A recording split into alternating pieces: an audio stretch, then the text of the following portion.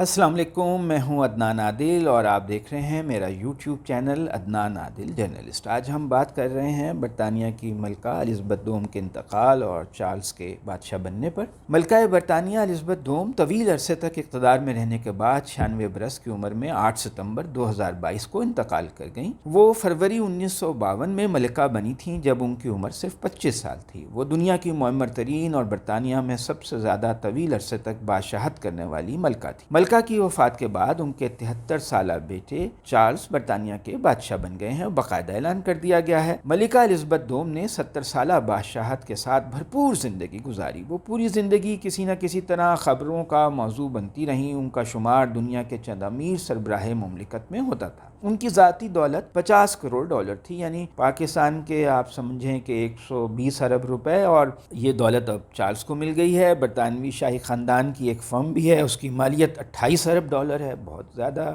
دولت ہے، اور یہ بھی شاہی خاندان کی ملکیت ہی سمجھیے۔ تو گزشتہ 70 برسوں میں ملکہ الزبتھ نے برطانوی دولت مشترکہ یعنی کامن ویلتھ کے رکن ممالک کے مجموعی طور پر 150 سے زیادہ دورے کیے اور دوسرے ملکوں کے بھی کیے۔ وہ بڑی روانی سے فرانسیسی زبان بھی بولتی تھیں۔ 89 برس کی عمر میں انہوں نے بیرون ملک جانا چھوڑ دیا تھا۔ ٹیلی گراف اخبار ایک بڑا اخبار ہے برطانیہ کا، اس کا کہنا ہے کہ برطانیہ کی ملکہ نے اتنا سفر کیا تھا کہ وہ دنیا کے 42 چکر لگانے کے برابر بنتا تھا۔ مرحوم ملکہ نے پاکستان کا 2 بار دورہ کیا۔ ایک مرتبہ فروری 1961 میں پاکستان آئیں، 15 دن یہاں رہیں۔ وہ ان کے ساتھ ان کے شوہر شہزادہ فلپ بھی تھے۔ ان دونوں نے کراچی، پشاور، کوئٹہ، لاہور، شمالی علاقے جیسے سوات وغیرہ کا بھی دورہ کیا۔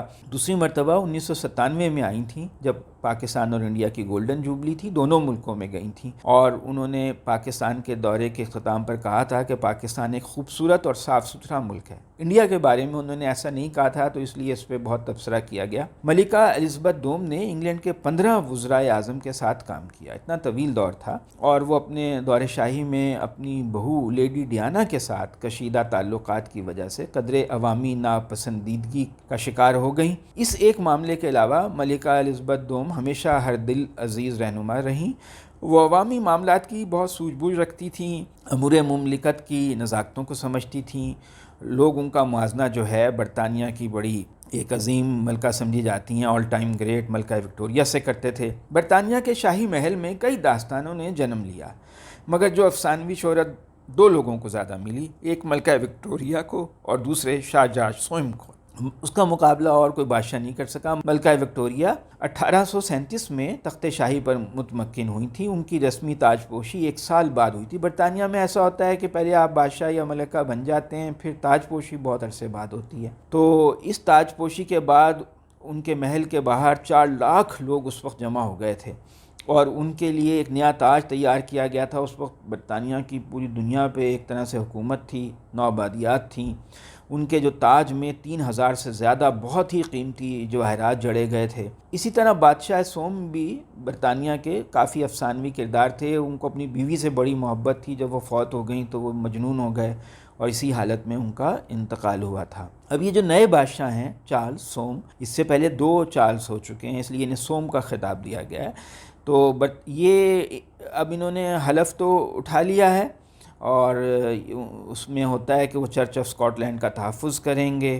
یہ 18ویں صدی سے روایت چلی آ رہی ہے وہاں پر۔ باضابطہ طور پر وہ آج بادشاہ بن گئے ہیں، اور ان کو توپوں کی سلامی دی گئی، اور سینٹ جیمز پیلس میں تقریب ہوئی جس میں انہوں نے حلف اٹھایا اور اپنے فرائض پڑھ کر سنائے، ایک فائل پر دستخط کیے۔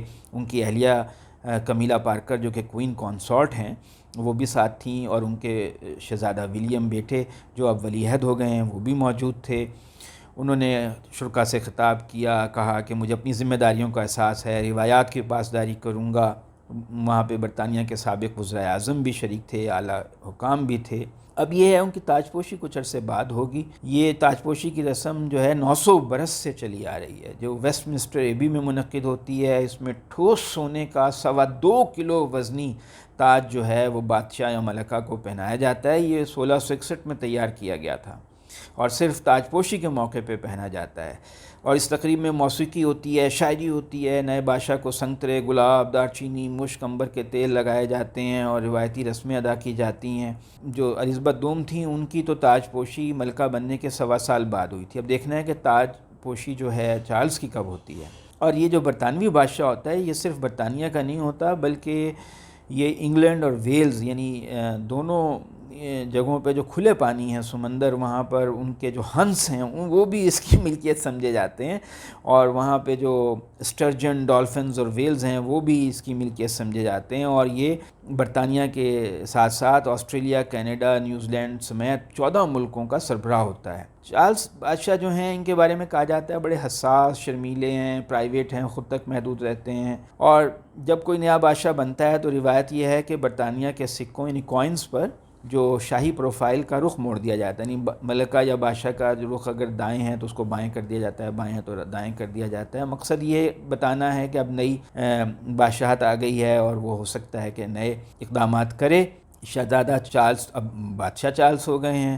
ان کو اپنی والدہ سے وراثت میں جو ملک ملا ہے وہ پہلے کی نسبت زیادہ متنوع ہے. وہاں پہ اب ایشیائی زیادہ ہیں اور دوسرے یورپ کے دوسرے ملکوں سے آنے والے لوگ رہ رہے ہیں اور سیاہ فام اقلیت بھی ہے، تو نسلی اقلیتیں بہت زیادہ ہیں. ان کو ایک کثیر ثقافتی اور کئی مذاہب والے برطانیہ کا بادشاہ جو وہ بنے ہیں، تو توقع ہے کہ وہ برطانیہ کی جو نسلی اقلیتیں ہیں، جو لوگ جیسے ایشینز ہیں اور جو پسماندہ گروپ ہیں جو دوسروں سے پیچھے رہ گئے ہیں، ان کو برطانوی معاشرے میں جوڑنے کی زیادہ کوششیں کریں گے. اور ان سے یہ بھی لوگ کہہ رہے ہیں کہ توقع ہے کہ فنون لطیفہ، فائن آرٹس، موسیقی اور کلچر کی وہ زیادہ سرپرستی کریں گے. جو ملکہ الزبتھ دوئم تھیں وہ گھوڑوں کی بہت شوقین تھیں، وہ گھوڑوں کی بہت سرپرستی کرتی تھیں. شہزادہ چارلز کے بارے میں ہے کہ وہ شیکسپیئر اور لٹریچر اور کلچر کی جو ہے زیادہ پیٹرونیج کریں گے. تو چارلز کو بہت انٹرسٹ ہے موسمیاتی تبدیلیوں میں، کلائمیٹ چینج میں اور آرگینک فارمنگ، نامیاتی کاشتکاری میں. تو لوگوں کا یہ بھی خیال ہے کہ چارلز ان موضوعات میں بھی زیادہ دلچسپی لیں گے اور وہ شاہی سرپرستی اس کو مہیا کریں گے. بعض لوگ کہہ رہے ہیں کہ بادشاہت بہت پھیل گئی ہے، شاہی خاندان، تو اب اس کو ذرا مختصر اور محدود کرنے کی ضرورت ہے. تو ہو سکتا ہے کہ اس کو ایک چھوٹے سے گروپ تک چارلز جو ہیں وہ محدود کریں، اور جس میں وہ خود اور ان کی ملکہ کمیلا اور پرنس ولیم اور کیتھرین شامل ہوں، اور جو لمبا چوڑا حساب کتاب ہے شاہی خاندان کا اس کو محدود کیا جائے. تو ایک بات ہے کہ جو سرویز ہیں ابھی تک وہ یہ بتاتے ہیں کہ شاہ چارلز جو ہیں وہ عوام میں اتنے پاپولر نہیں ہیں جتنی ان کی والدہ تھیں. انہیں بہت محنت کرنی پڑے گی عوام میں مقبول ہونے کے لیے. ان کی زندگی کئی تنازعات کا شکار رہی. ایک اہم بات یہ ہے کہ انہوں نے اپنی پہلی بیوی لیڈی ڈیانا کو طلاق دے دی تھی اور کمیلا پارکر سے دوسری شادی کی تھی. لیڈی ڈیانا عوام کی بہت ہر دل عزیز شخصیت تھیں اور ہیں. ان کی فرانس میں ایک پراسرار حادثے میں موت واقع ہو گئی تھی. تو شہزادہ چارلز کے لیے شہزادی ڈیانا سے علیحدگی اور شہزادی کی جو المیہ جو ہوا موت کا، اس سے چھٹکارا پانا ذرا مشکل ہوگا. لیکن ان کا ایک پازیٹیو پوائنٹ یہ ہے کہ وہ فلاحی کاموں میں بہت دلچسپی لیتے ہیں، اور ہو سکتا ہے کہ وہ ان کاموں کو تیز کر کے اپنے امیج کو مزید بہتر بنانے کی کوشش کریں. وہ 400 سے زیادہ فلاحی تنظیموں اور ٹرسٹوں کے صدر ہیں. انہوں نے برطانیہ کے پسماندہ علاقوں میں 90 لاکھ غریب نوجوانوں کی مدد کی ہے ان تنظیموں کے ذریعے. توقع ہے کہ بادشاہ بننے کے بعد شاہ چارلز اپنی ایسی فلاحی سرگرمیوں کو مزید فروغ دیں گے. تو جناب، آپ نے میری رپورٹ سنی. اب آپ میرے چینل کو سبسکرائب کیجئے. شکریہ.